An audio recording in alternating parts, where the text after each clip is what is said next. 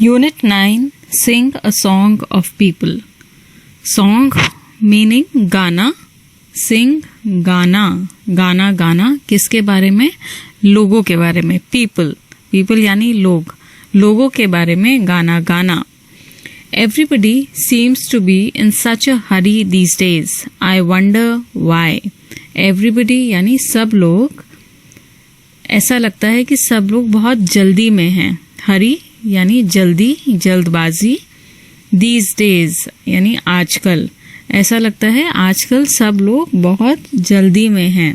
I wonder why. मैं सोचती हूँ ऐसा क्यों है.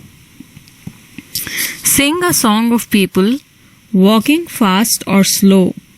People in the city, up and down they go. यानी sing a song of people, लोगों के बारे में एक गाना गाना है जो वॉकिंग फास्ट और स्लो, जो या तो फास्ट चल रहे हैं या स्लो चल रहे हैं. शहर में हैं, पीपल इन द सिटी यानी शहर के लोग. अप एंड डाउन दे गो यानी ऊपर नीचे इधर उधर वो चलते रहते हैं. People on the side walk, people on the bus, people passing passing in back and front of us. Side walk मतलब फुटपाथ, जो चलने का रास्ता होता है उसको साइड वॉक कहते हैं या फुटपाथ कहते हैं. पीपल ऑन द बस यानी कुछ लोग बस पे हैं. पीपल पासिंग पासिंग मतलब लोग आपसे इधर उधर चल के जा रहे हैं. In back and front of us मतलब बैक यानी पीछे, फ्रंट यानी आगे, अस यानी हमारे, मतलब हमारे आगे पीछे लोग ही लोग हैं. इधर उधर चलते हुए जा रहे हैं. कुछ लोग साइड फुटपाथ पे चल रहे हैं, कुछ लोग बस में हैं. हर जगह लोग ही लोग दिखाई दे रहे हैं. People on the Subway underneath the ground. People riding taxis round and round and round. People on the Subway, Subway यानी नीचे का रास्ता, जो जमीन के नीचे का रास्ता होता है, जो सड़क पार करने के लिए बनाया जाता है, उसे सबवे कहते हैं.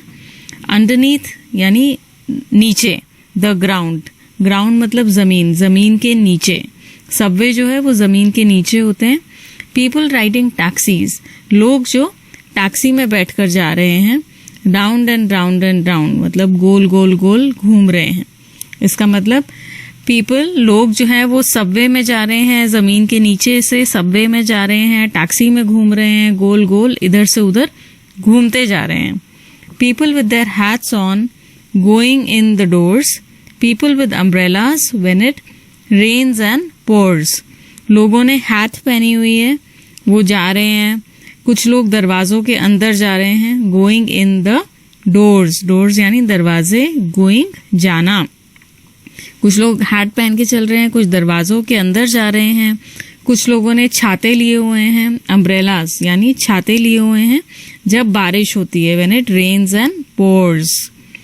People in tall buildings and in stores below, riding elevators up and down they go.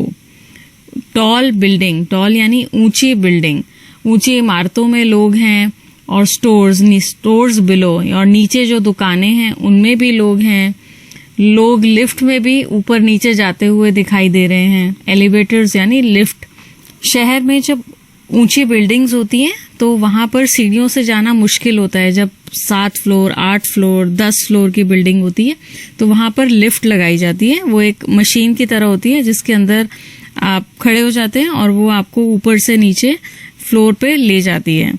तो उसे एलिवेटर कहते हैं या लिफ्ट कहते हैं.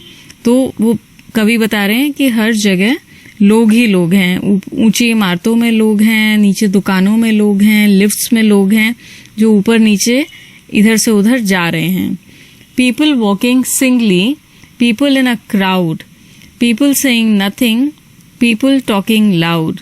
लोग अकेले भी चल रहे हैं. वॉकिंग सिंगली, सिंगली मतलब अकेले, सिंगल, अकेले चल रहे हैं, भीड़ में चल रहे हैं. क्राउड यानी भीड़. पीपल सेइंग नथिंग, लोग बिना कुछ बोले भी चल रहे हैं.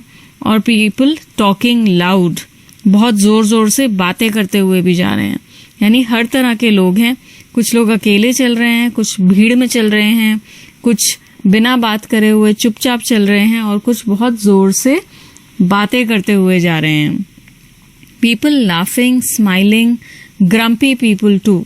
People who just hurry and never look at you.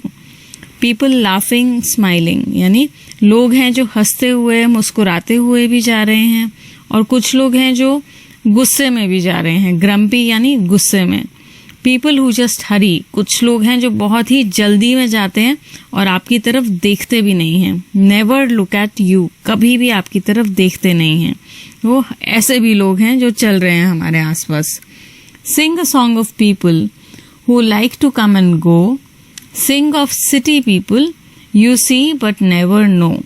तो जब हम शहर में रहते हैं, सिटी में रहते हैं, हम बहुत सारे लोगों को अपने आसपास देखते हैं जो हमारे आसपास खड़े हैं, चल रहे हैं, जा रहे हैं, पर हम उन्हें जानते नहीं हैं. हम उन्हें देखते हैं पर जानते नहीं हैं. सो वो हमारे आसपास हैं, आते जाते रहते हैं. यानी उन लोगों के बारे में भी हमें गाना गाना है. Who like to come and go, जो आते हैं और जाते हैं.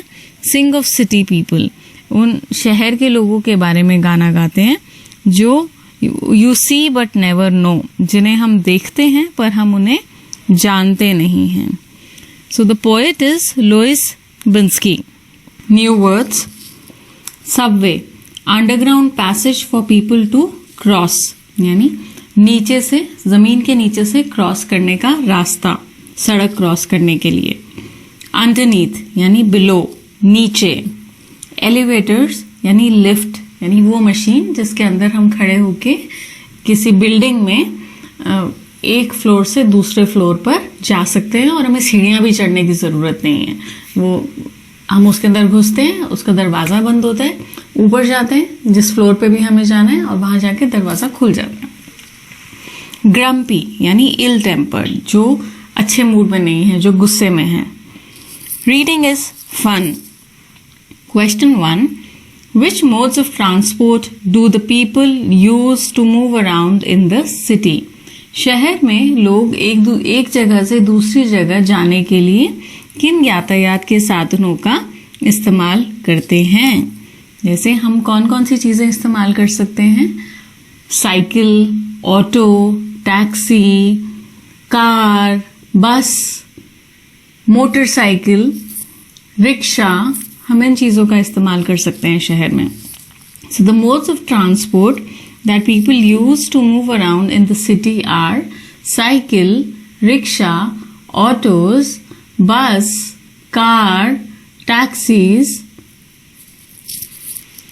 And metro also in some cities. कुछ शहरों में मेट्रो भी है, तो हम मेट्रो का भी इस्तेमाल कर सकते हैं.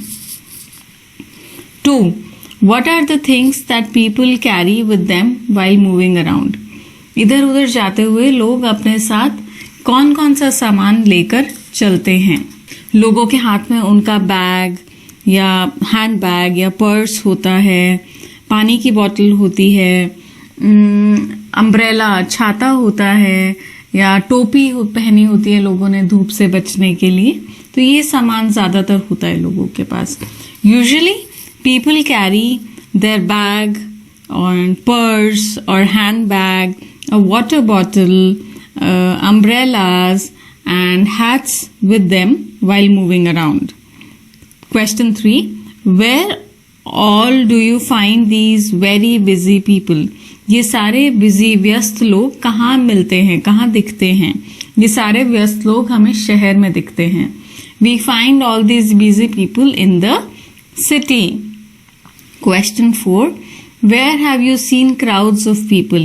आपने लोगों की भीड़ कहाँ कहाँ देखी है?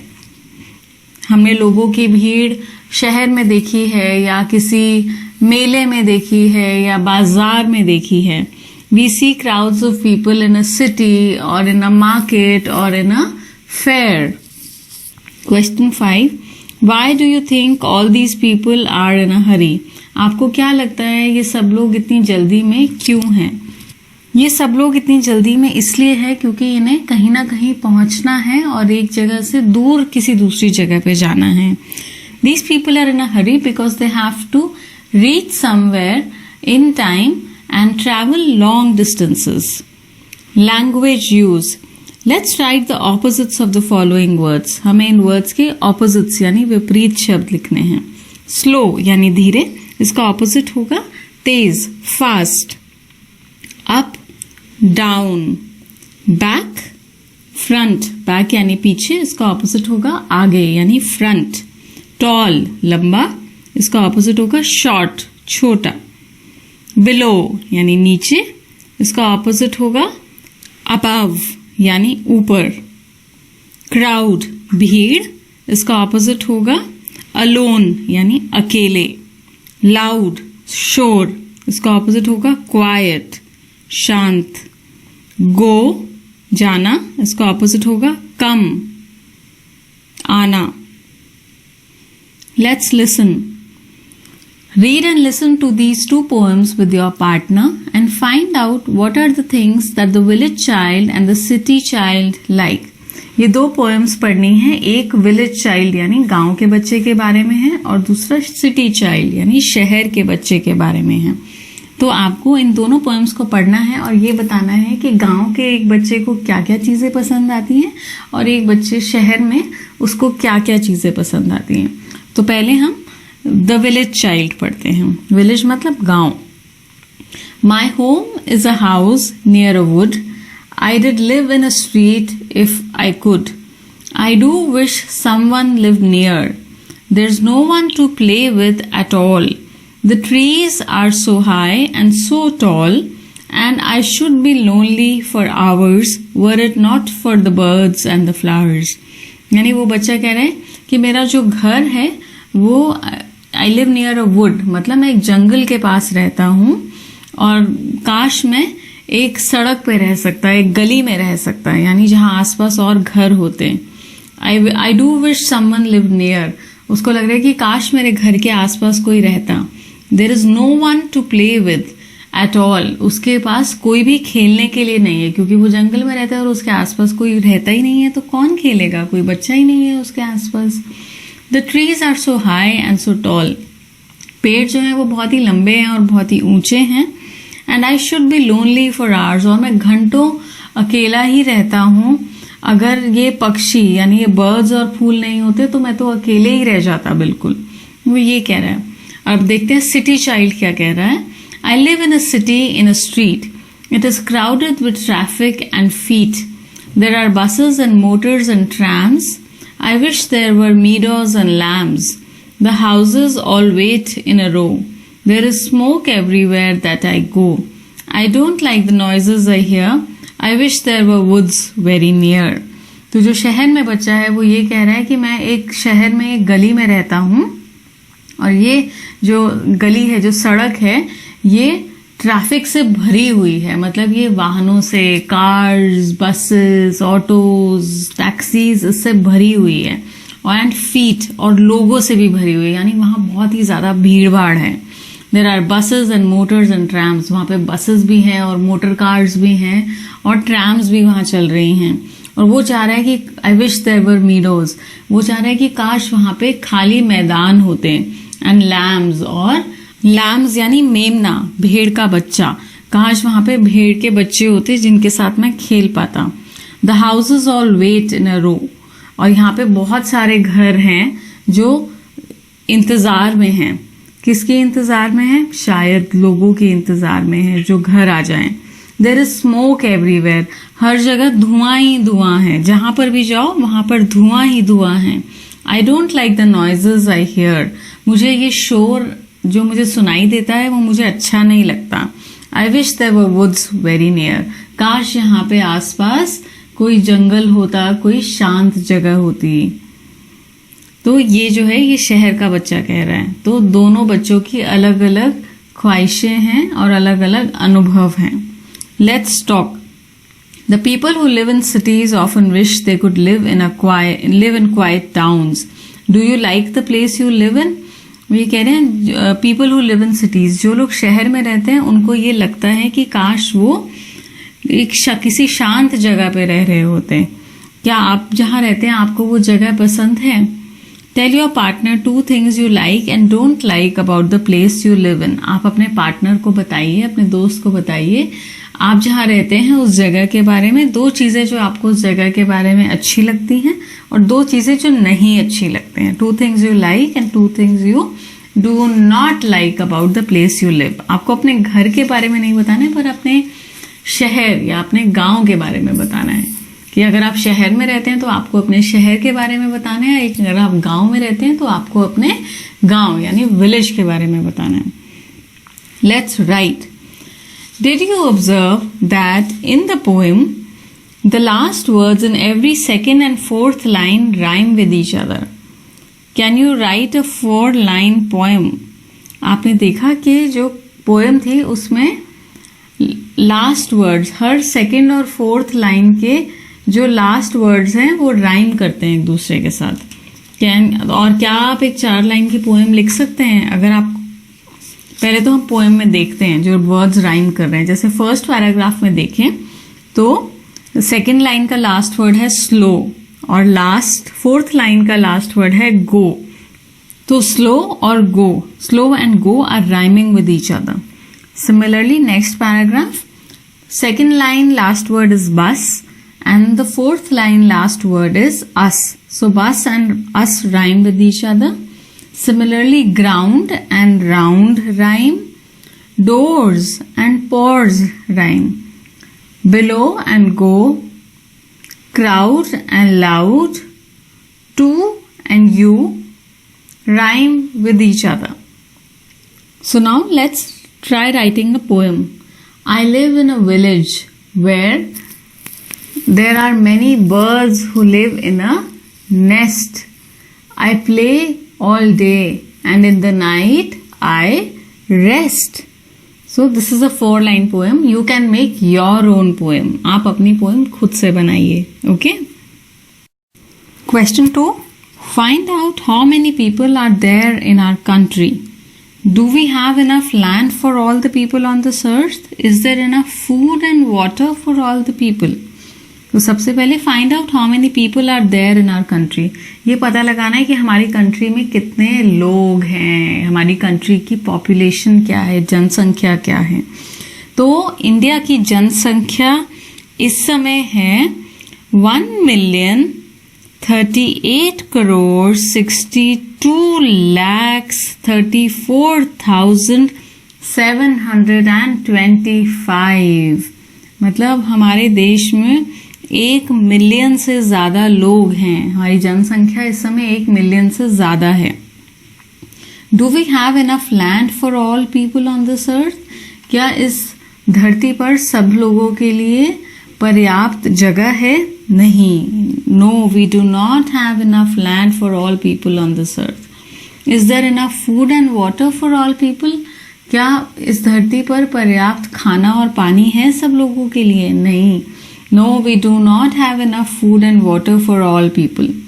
Question 3. Find out the following from 10 families living in your neighbourhood. आपको अपने आस पड़ोस में जाना है और 10 परिवारों से बात करनी है और ये चीजें पता लगानी है। सबसे पहले फैमिलीज को काउंट करना है। हर फैमिली को एक नंबर दे दीजिए। जैसे फैमिली नंबर 1 हो गई F1, ऐसे सेकेंड फैमिली F2, F3 करते करते F10 तक 10 फैमिलीज। ठीक है। फिर उसके बाद children below 5 years of age. हमें ये पता लगाना है हर परिवार में, हर फैमिली में 5 साल से छोटे बच्चे कितने हैं। चिल्ड्रन फ्रॉम 5 to 14 years, 5 से 14 years के बच्चे के बीच में कितने बच्चे हैं। Grown up children from 15 to 20 years, 15 to 20 years के बीच में कितने बच्चे हैं। एल्डर्स फ्रॉम 21 to 15 years, जो बड़े लोग हैं वो 21 से 50 साल की उम्र में, वो कितने हैं हर परिवार में।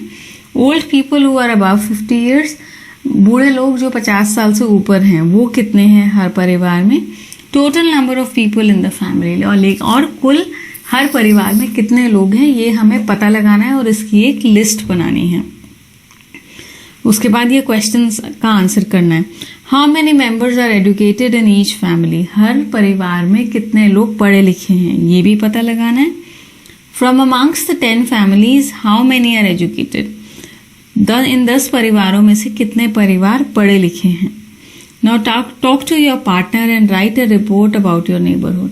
आपको अपने पार्टनर से बात करनी है और एक रिपोर्ट बनानी है इन्हीं बिंदुओं के ऊपर कि कितने बच्चे 5 साल से छोटे हैं? How many children are between the age of 5 to 14 years, between 15 to 20 years,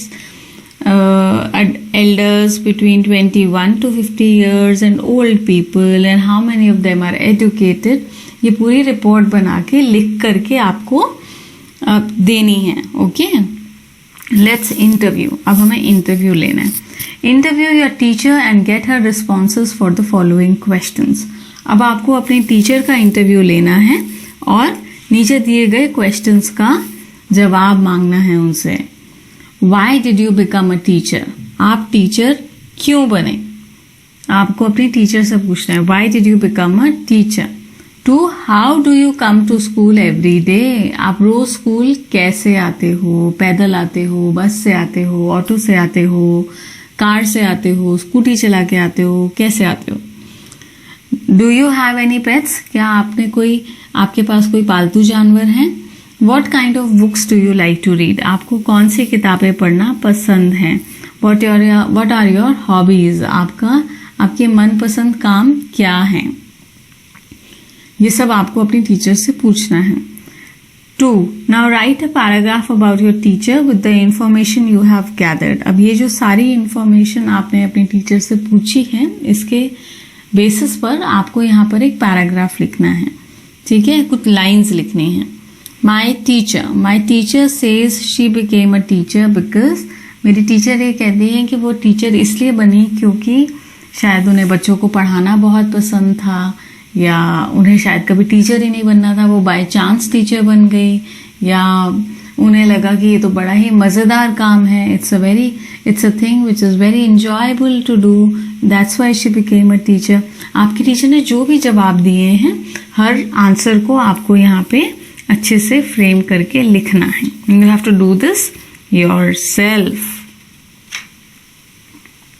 On page 154, there is a map given and it has various things located on it. जैसे वहाँ पे अजय's house, अजय का घर है, अजय का स्कूल है, India Gate, boat club, picnic area, grandmother's house, and then there are 3 or 4 roads which are there: Ring Road, Ashoka Road, Kasturba Gandhi Marg. And then there is Ajay's route to school, which he takes from the garden or the forest area to school. Now, after looking at the map, let's try to answer the questions. Use the above map to answer the questions. 1. What does the dotted line on the map show? Map में जो dotted line है, जो dot से line बनी हुई है, वो क्या बता रही है? The dotted line shows Ajay's route from his house to his school. Dotted line जो है वो रास्ता बता रही है जो अजय लेता है उसके घर से स्कूल आने के लिए. ठीक है. Question 2. What road would Ajay take to get to the boat club? Boat club जाने के लिए अजय कौन सा रास्ता लेगा? अपने घर से बोट क्लब जाने के लिए मुझे लगता है अजय कस्तूरबा गांधी मार्ग से जा सकता है. Ajay could take the Kasturba Gandhi Marg to reach the boat club. 3. What building is next to the picnic area? Picnic area के साथ कौन सी बिल्डिंग है? पिकनिक एरिया के साथ इंडिया गेट है. India Gate is next to the picnic area. 4. What road passes by Ajay's house? Ajay के घर से कौन सी रोड होकर निकल रही है? रिंग रोड निकल रही है. Ring road passes through Ajay's house. 5. What other way could Ajay use to get from his house to his grandmother's house? Ajay अपने घर से अपने ग्रैंडमदर, अपनी नानी या दादी के घर जाने के लिए कौन सा रास्ता ले सकता है? Ajay can take the Ashoka route from his house to reach his grandmother's house. Now write. Use verbs like go, turn, cross. Use prepositions like across, between, in front of, beside, near, behind, and write how you get home from school. आपको ये बताना है कि आप school से घर कैसे पहुंचते हैं, कौन सा रास्ता लेते हैं, लेफ्ट लेते हैं, राइट लेते हैं, टर्न करते हैं, क्रॉस करते हैं, कौन सी बिल्डिंग्स आती हैं बीच में, या कोई मार्केट आती है, या कोई भी ऐसी बड़ी चीज आती है जिससे आप बता सके कि हम यहाँ से होकर गुजरते हैं, कोई टावर आता है, कुछ कोई भी ऐसी जगह। तो आपको बेसिकली अपना स्कूल से घर तक का रास्ता बताना है। ओके, तो जैसे अगर मैं शेयर करूं, मैं स्कूल से निकलती हूँ और BH ब्लॉक वाली रोड पर सीधा चलती रहती हूँ। So I come out of my school, take a right turn and keep walking straight on the BH block road. Next, at the end of that road, I turn right into the lane behind BU block houses. और जहाँ पे वो road खत्म होती है वहां से मैं राइट लेती हूँ और उस गली में घुस जाती हूँ जो गली BU ब्लॉक के घरों के पीछे पड़ती है। और उस गली को पार करके मैं फिर से राइट लेती हूँ and then I walk 100 meters. From that lane, I take a right and walk 100 meters and then I turn left on the Joseph Marg. और 100 meters पैदल चल के मैं वहां से जोसेफ मार्ग पर लेफ्ट ले लेती हूँ। I keep walking straight on the Joseph Marg till I reach my colony. और मैं जोसेफ मार्ग पर सीधा चलती रहती हूँ जब तक कि मैं अपनी कॉलोनी पर पहुंच जाती हूँ। So this is how I reach home from school. आप अपने स्कूल से घर कैसे पहुंचते हैं ये आपको लिखना है। रास्ता बताइए अपना और सबके साथ शेयर कीजिए। Let's listen. Do you like to float paper boats? Listen to the poem given below. क्या आपको कागज की नाव बनाकर उसे पानी में तैरते हुए देखना अच्छा लगता है? आइए इस पोएम में पढ़ते हैं। Day by day I float my paper boats. हर दिन दिन प्रतिदिन मैं अपनी कागज की नाव बनाकर उसको पानी में उसके साथ खेलता हूँ या देखता हूँ जब वो नाव पानी में तैरती है। Day by day I float my paper boats one by one down the running stream. Day by day मतलब हर रोज दिन प्रतिदिन मैं कागज की नाव बनाकर उसे पानी में छोड़ता हूँ और वो तैरती है। एक एक करके तैरती हैं। कहाँ पर? जो पानी की धारा नीचे जा रही है उसमें वो तैरती जाती है। In big black letters I write my name on them. मैं बड़े बड़े अक्षरों में अपना नाम उस पर लिखता हूँ। And the name of the village where I live. और अपने गांव का नाम भी उसमें लिखता हूँ। नेम ऑफ द विलेज मतलब गांव का नाम। I hope that someone in some strange land will find them and know who I am. मैं उम्मीद करता हूँ कि वो नाव जहाँ पर भी जाएगी किसी अनजान जगह पर, स्ट्रेंज लैंड मतलब अनजान जगह पर, वहां पर वो नाव किसी को मिलेगी और उन्हें ये पता चल जाएगा कि मैं कौन हूँ। I load my little boats with shiuli flowers from our garden. मैं अपनी नाव में हमारे बागीचे से शिवली के फूल लेता हूँ और उनको उस नाव पर रख देता हूँ। And hope that these blooms of the dawn will be carried safely to land in the night. और मैं ऐसी उम्मीद करता हूँ कि ये सुबह सुबह के जो फूल हैं, जो खिले हुए फूल हैं, वो ठीक ठाक सुरक्षित तरीके से किसी जगह पर रात तक पहुंच जाएंगे। will be carried safely to land in the night. मतलब किसी ना किसी को ये नाव मिल जाएगी, वो उठा लेगा और ये फूल सुरक्षित जगह के पानी से जमीन पर पहुंच जाएंगे। और ये पोएम लिखी है रविंद्रनाथ टैगोर ने। 1. Discuss with your partner how you would send a similar message to someone. आपको ये बताना है कि अगर आपको ऐसा कोई मैसेज किसी को भेजना हो तो आप कैसे भेजोगे।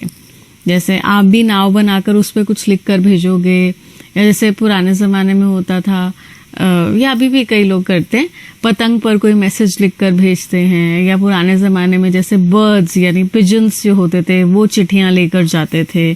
आप क्या करोगे अगर आपको किसी को मैसेज भेजना है तो? Also find out how people sent messages in olden days and how they send them nowadays. और आपको ये भी पता लगाना है कि पुराने ज़माने में लोग एक दूसरे को मैसेज कैसे भेजते थे और आजकल कैसे भेजते हैं. जैसे मैंने बताया, पहले तो लोग चिट्ठी लिखकर कबूतर को दे देते थे और कबूतर के पैर पर बांध देते थे या गले में बांध देते थे और कबूतर को पता होता था कि कहाँ जाना है और वो सीधा वहीं जाकर चिट्ठी पहुंचाता था. जैसे राजा एक राज्य से दूसरे राज्य में जाना है तो कबूतर ये काम करते थे या फिर घोड़े ये काम करते थे. तो इस तरह से पुराने ज़माने में चिट्ठियाँ पहुंचाई जाती थी. या फिर उसके बाद लोग जाने लग गए एक जगह से दूसरी जगह मैसेज लेकर, चिट्ठियाँ लेकर. फिर पोस्टमैन्स ने आ गए. हमने पोस्टमैन्स देखे हैं जो चिट्ठियाँ लेकर आते थे. और आजकल तो हम फ़ोन पर ही मैसेज कर देते हैं, व्हाट्सएप कर देते हैं, जिससे एक दूसरे को जो भी हमें मैसेज देना है, संदेश देना है, वो मिल जाता है. ईमेल कर देते हैं या चिट्ठी भी लिख देते हैं, फ़ोन कर देते हैं. बहुत आसान तरीके हो गए हैं आजकल तो, है ना. So in olden days, people used to send messages through birds and animals. And nowadays we send messages through phone, email, and WhatsApp or through letters. Let's write. See the picture travel time below. Answer the questions that follow. नीचे picture को देखिए और दिए गए questions को answer कीजिए. Where did you go for an excursion holiday? आप छुट्टी पर, हॉलिडे पर कहाँ गए?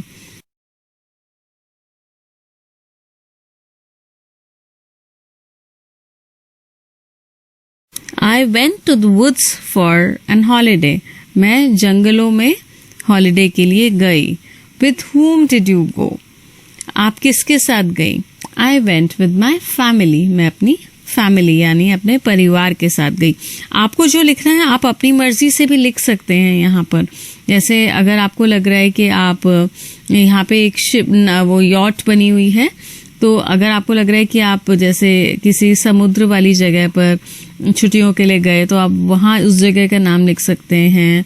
या कहीं पे नदी थी तो आप उस जगह का नाम लिख सकते हैं. आपको जो मन करे आप अपनी मर्जी से भी इन क्वेश्चंस का आंसर दे सकते हैं. 3. What आप अपने साथ क्या लेकर गए? मैं अपने साथ टेंट, टॉर्च और क्लोथ्स लेकर गई, कपड़े लेकर गई. I took a tent, torch and clothes with me. 4. What was the first thing you saw when you reached your destination? जब आप अपनी मंजिल पर पहुंचे तो आपने सबसे पहले वहां क्या देखा? मैंने वहां सबसे पहले हरे भरे पेड़ देखे, हरियाली देखी. The first thing that I saw when I reached there was green trees. 5. What did you like best about the place? आपको उस जगह के बारे में सबसे अच्छी बात क्या लगी? मुझे ये लगा कि वहाँ पर बहुत सारे पक्षी थे. मुझे ये बात बहुत अच्छी लगती. The best thing about that place was that there were many birds. How long did you stay there? आप वहाँ कितने दिन रुके? मैं वहाँ 2 दिन रुकी. I stayed there for 2 days. What did you miss about home? आपने अपने घर के बारे में क्या याद किया, क्या मिस किया? I missed my pet dog. मैंने अपने डॉगी को वहाँ पर मिस किया. 2. Make sentences using any 2 new words which you have learnt in the lesson. आपने लेसन में जो भी नए वर्ड्स पढ़े उनमें से किन्हीं 2 वर्ड से आपको सेंटेंसेस बनाने हैं. मैंने 2 वर्ड्स लिए, एलिवेटर और सबवेज. एलिवेटर यानी लिफ्ट जिससे हम ऊपर जाते हैं. मेरा सेंटेंस है I will go up this building in an elevator. मैं इस बिल्डिंग में ऊपर एलिवेटर से जाऊंगी. दूसरा है Subway. Subways are underground passages to cross the road. Subway जो है वो अंडरग्राउंड जमीन के नीचे के रास्ते हैं जिससे हम रोड क्रॉस कर सकते हैं, इस पार से उस पार जा सकते हैं. 3. Which do you think would be more fun? Traveling by aeroplane or sailing on a ship? Right? Why do you think so? आपको क्या लगता है किसमें ज़्यादा मज़ा आएगा? Which would be more fun, aeroplane से यात्रा करना या समुद्री जहाज, पानी के जहाज से यात्रा करना, यानी शिप से यात्रा करना? आपको क्या लगता है कि आपको वो लिखना है? मुझे लगता है मुझे एरोप्लेन में ज़्यादा मज़ा आएगा, क्योंकि मेरा मन है कि मैं आसमान में उड़ूं और बादलों के बीच में से उड़ती हुई जाऊं, वो नज़ारा देखने का मेरा मन है। इसलिए मुझे लगता है कि मुझे एरोप्लेन में बैठकर ज़्यादा मज़ा आएगा। I think I would enjoy traveling by an aeroplane because I want to go up high in the sky and fly above the clouds. 4. Look at the following words. They are group names. Troop of soldiers, swarm of bees, team of players, litter of puppies, fleet of ships, library of books. तो ऐसे जब बहुत सारी चीज़ें होती हैं उनको हम कोई ना कोई नाम दे देते हैं। तो जैसे books, library of books, fleet of ships, ऐसे ही बहुत सारी चीज़ों को हम नाम दे देते हैं। और नीचे भी हमने यही किया है। आइए इसे पढ़ते हैं और फिल इन द ब्लैंक्स भी करते हैं। Fill in the blanks using group words from the box. 1. The travelers rested under the dash of trees. जब बहुत सारे trees होते हैं तो हम कहते हैं clump of trees. The travelers rested under the clump of trees. The dash sang beautifully. जब कोई गाना गाता है ग्रुप तो उसको हम कहते हैं choir, choir, choir. तो the choir sang beautifully. 3. The bunch of flowers was lying on the table. फूलों का गुच्छा टेबल पर पड़ा था, तो फूलों के गुच्छे को कहते हैं bunch of flowers. 4. The girl looked up at the dash of stars. लड़की ने ऊपर तारों को देखा। अब तारों के किसको देखा? Cluster of stars. ठीक है, बहुत सारे तारे होते हैं तो उनको कहते हैं क्लस्टर ऑफ स्टार्स।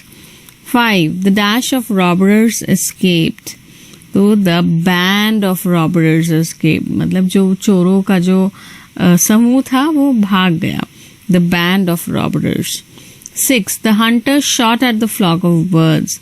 हंटर जो था, शिकारी जो था, उसने पक्षियों पर गोली चलाई। तो जो बहुत सारे पक्षी होते हैं इकट्ठे, उनको कहते हैं फ्लॉक ऑफ बर्ड्स।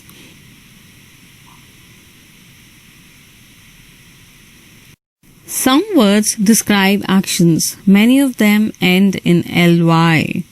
कुछ वर्ड्स होते हैं जो हमें किसी चीज के होने के बारे में हमें बताते हैं, उनको हम एक्शन वर्ड्स कहते हैं। और कुछ वर्ड्स होते हैं जो बताते हैं कि वो चीज किस तरह से हो रही है। ठीक है, और ऐसे जो वर्ड्स होते हैं उनमें से कुछ वर्ड्स ly में एंड करते हैं। जैसे द गर्ल डांस्ड ब्यूटिफुली। अब डांस जो है वो एक्शन वर्ड है, लेकिन ब्यूटिफुली जो है वो डिस्क्राइबिंग वर्ड है कि उसने बहुत ही खूबसूरती से डांस किया। ब्यूटिफुली ly में एंड हो रहा है। ऐसे ही कुछ वर्ड्स हैं जिनके बारे में हमें समझना है। Fill in the blanks by changing the word in the brackets suitably. Bracket में कुछ वर्ड्स दिए हुए हैं, हमें उनको चेंज करके फिल इन द ब्लैंक्स करने हैं। The girl slept soundly. Sound word है, उसको हम ly लगा देंगे साउंडली, यानी वो लड़की बहुत आराम से सोई। द गर्ल स्लेप्ट साउंडली, उसने अच्छी नींद ली। 2.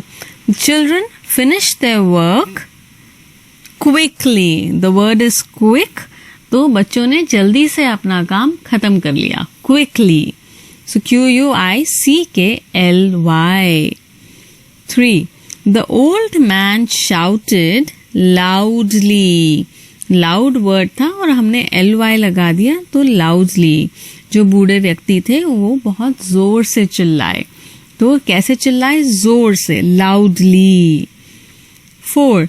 The boys played quietly. लड़कों ने चुपचाप खेला। Quietly. Quietly. Quietly. Do your work neatly. अपना काम सफाई से करो। Neatly, neatly. I can do the sum easily. मैं ये सवाल बहुत आराम से कर सकती हूँ, आसानी से कर सकती हूँ. So easy. So the word is easy. इसको हम ly लगा देंगे. EASILY. कुछ वर्ड्स में जब y होता है तो हमें उसे चेंज करके I करना पड़ता है. EASILY. Easily. Okay? Fun time. Which country would you like to visit when you grow up? Make a project by drawing or pasting. Okay, पहले आपको ये सोचना है कि अगर जब आप बड़े हो जाएंगे आपको कौन से देश में घूमने जाना है.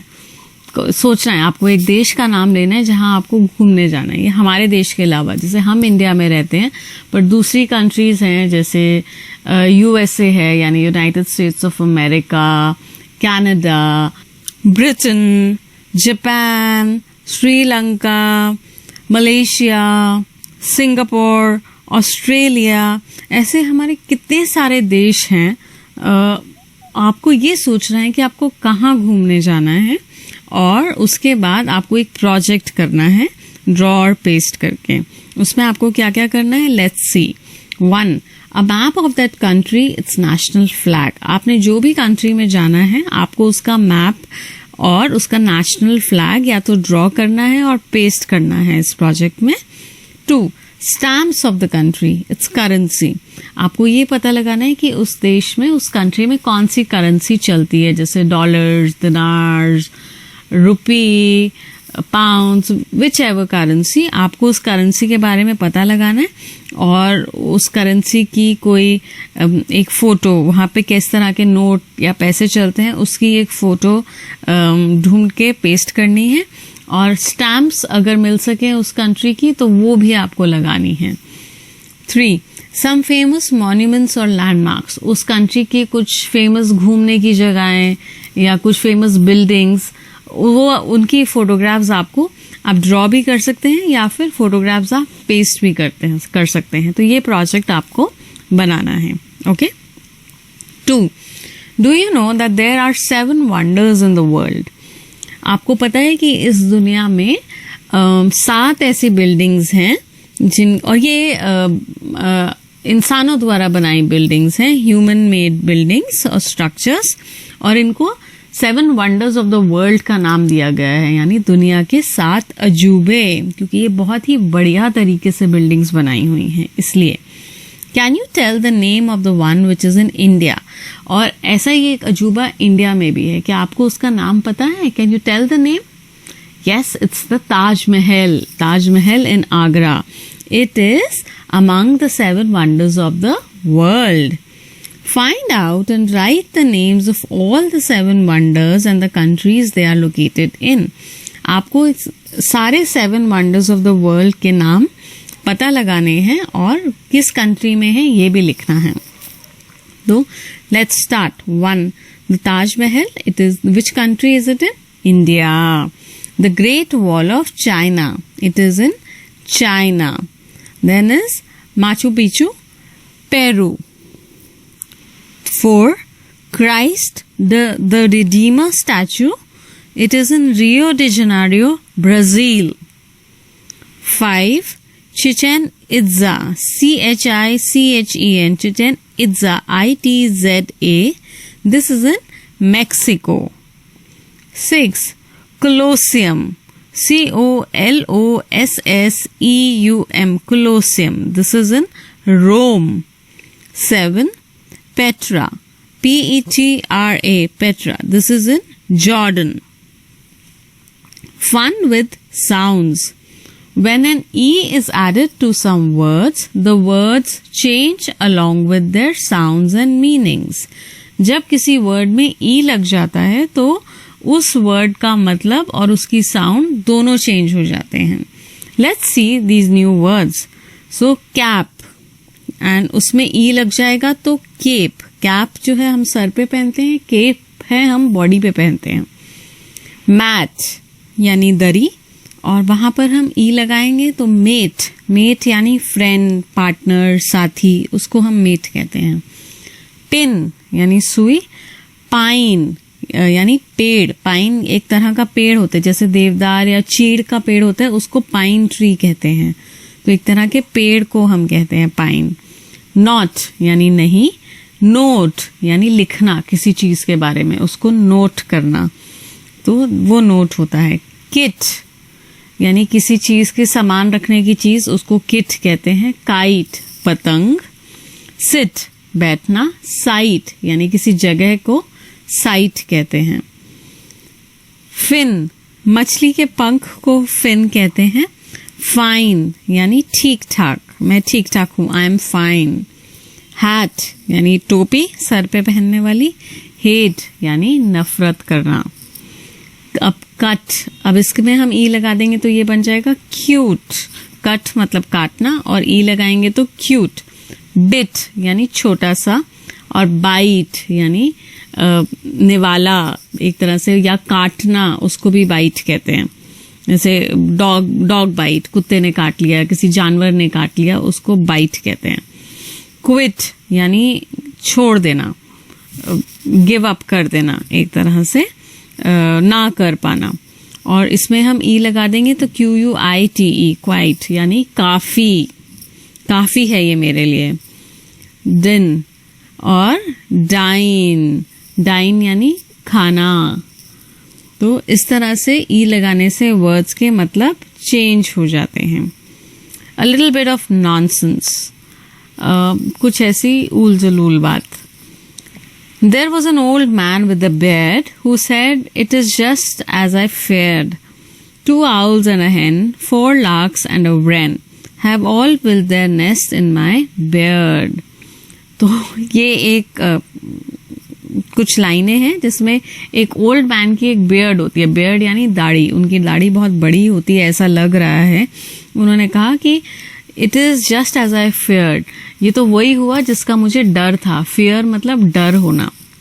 2 owls and a hen, 2 उल्लू और एक मुर्गी ने। 4 larks and a wren, lark और रेन भी एक तरह के पक्षी होते हैं। तो 4 लार्क्स और एक रेन ने सबने अपने घोंसले मेरी बियर्ड में बना ली हैं। Have all built there nest in my beard.